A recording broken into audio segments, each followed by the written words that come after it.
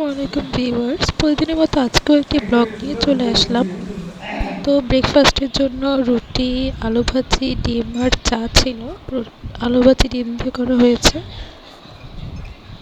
আর এটা হচ্ছে ব্রেকফাস্ট। আর আম্মু হচ্ছে গরুর গোশত রান্না করবে। বাবা বাজার থেকে গরুর গোশত নিয়ে আসছিল। তো আমি পেঁয়াজগুলো দিয়ে দিচ্ছি। আম্মু বললো আমাকে পেঁয়াজগুলো দিয়ে দেওয়ার জন্য। এখানে আমি 1 কেজির মতো গরুর গোশত রান্না করব। তো এর জন্য পেঁয়াজ একটু বেশি লাগবে, সব কিছু একটু বেশি বেশি লাগবে।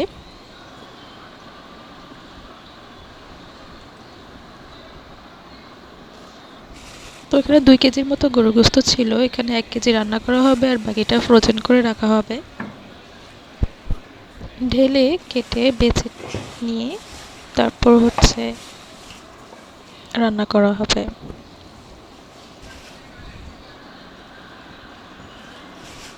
পেঁয়াজগুলো যখন ভাজা হবে তখন একে একে সব মশলা দিয়ে দেওয়া হবে। পেঁয়াজ একটু বেশি দিতে হবে।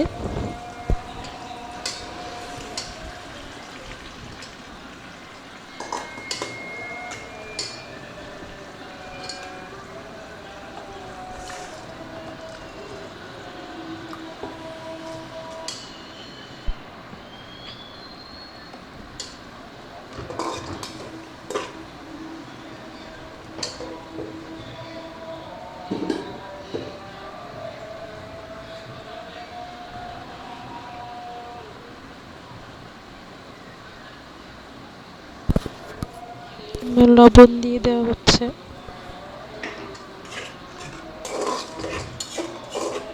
এগুলো যখন নরম হয়ে আসবে তো তখন আর কি মশলাগুলো অ্যাড করা হবে।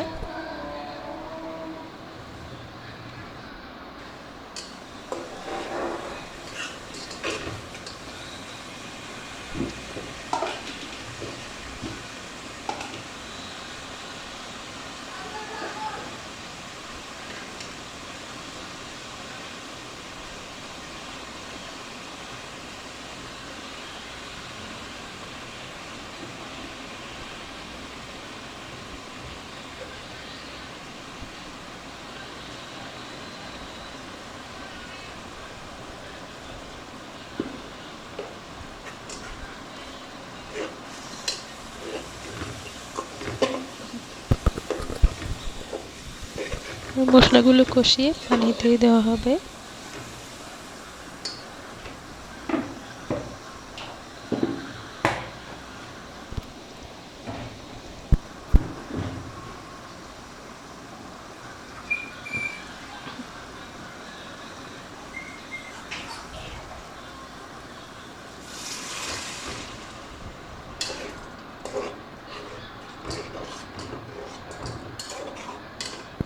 তো এবার লং, এলাচি, তেজপাতা এগুলো দিয়ে দেওয়া হবে। আর একটা মশলা আছে সেটা একটু দিয়ে দিব, তাহলে অনেক ভালো লাগে খেতে।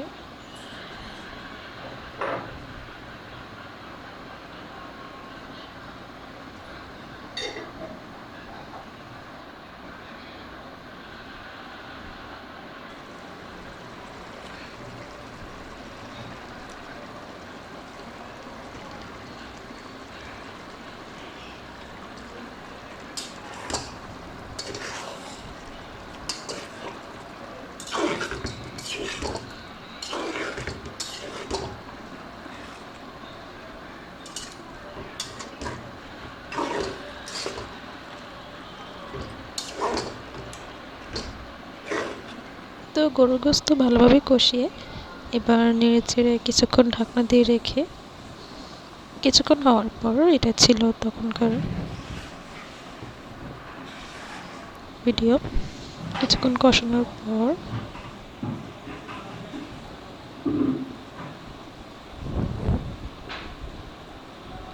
এখন আলুগুলো দিয়ে দেওয়া হবে, কারণ বাসায় আলু দিয়ে খেতে সবাই লাইক করে, সেজন্য।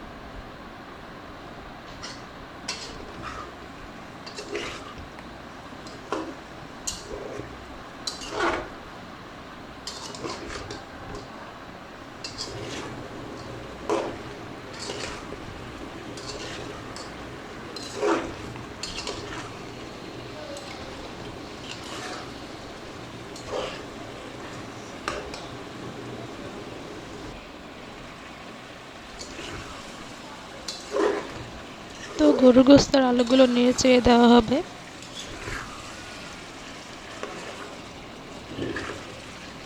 নেড়ে চেড়ে এখন পানি দিয়ে দেওয়া হবে, ঝোল।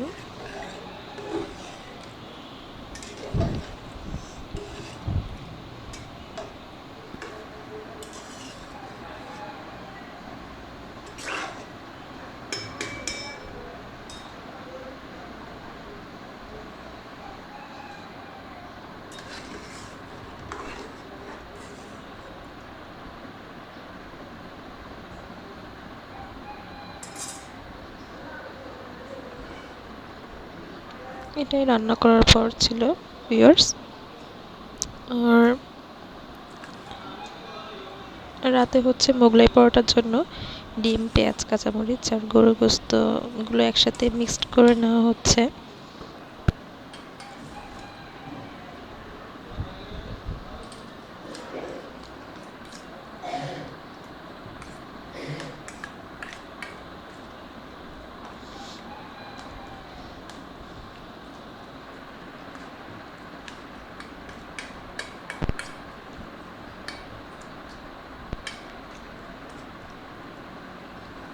তো আমি ডোটা কেটে নিচ্ছি।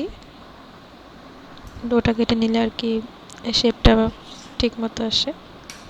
ছুরি দিয়ে কেটে নিলাম, হাফ করে নিয়েছি। দুটো আর কি বানাবো।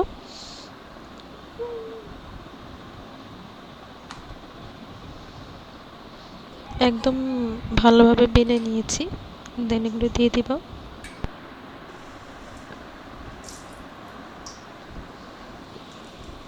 চিন্তা করলাম যে তেলের কড়াইতে ডুবো বা তেলে ভাজবো, কিন্তু আসলে ফ্রাই প্যানে ভাজলেই ভালো হতো। তো আমি এভাবে ভেজে নিচ্ছি।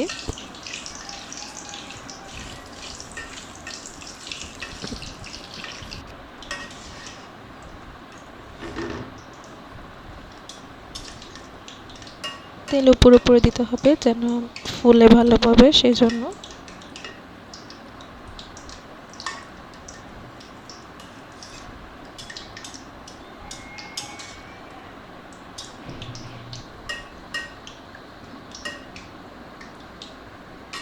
তো মোগলাই পরোটাগুলো ভাজার পর এখন কেটে নিব, কেটে সবাইকে সার্ভ করে দিব।